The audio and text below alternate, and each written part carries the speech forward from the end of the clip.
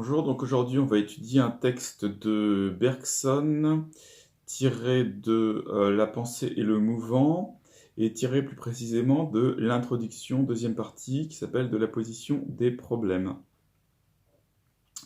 Donc on va étudier tout le paragraphe et dans cette vidéo je pense qu'on aura juste le temps de faire le début du paragraphe, donc je le lis et ensuite on commente.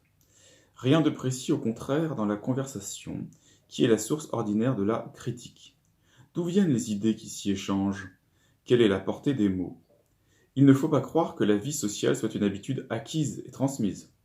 L'homme est organisé pour la cité, comme la fourmi pour la fourmilière, avec cette différence pourtant que la fourmi possède les moyens tout faits d'atteindre le but, tandis que nous apportons ce qu'il faut pour les réinventer et par conséquent en varier la forme. Chaque mot de notre langue a donc beau être conventionnel, le langage n'est pas une convention, et il est aussi naturel à l'homme de parler que de marcher. Or, quelle est la fonction primitive du langage? C'est d'établir une communication en vue d'une coopération. Le langage transmet des ordres ou des avertissements. Il prescrit ou il décrit. Dans le premier cas, c'est l'appel à l'action immédiate. Dans le second, c'est le signalement de la chose ou de quelqu'une de ses propriétés en vue de l'action future. Mais dans un cas comme dans l'autre, la fonction est industrielle, commerciale, militaire, toujours sociale. Donc la question c'est celle de la portée des mots. Et la réponse, ça va être que la portée des mots et leur fonction, c'est toujours quelque chose de social. C'est quelque chose de social, et ce n'est pas parce que c'est quelque chose de social que c'est quelque chose de conventionnel. La vie sociale n'est pas une habitude acquise et transmise.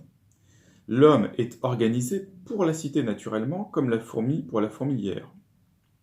La seule différence, c'est que nous pouvons modifier nos moyens, alors que la fourmi, elle a des moyens fixes. Bon, on peut dire que les mots eux-mêmes sont conventionnels, que la langue même est conventionnelle, mais le langage, en tant que faculté, est naturel, tout comme il est naturel de marcher. Donc, quelle est la fonction primitive du langage? C'est une fonction naturelle. La thèse de Bergson est que cette fonction est d'abord sociale. On communique, et on communique pour coopérer.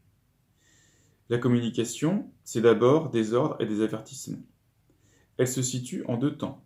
Elle est d'abord prescription, puis description. Prescription, c'est l'action, et l'action immédiate.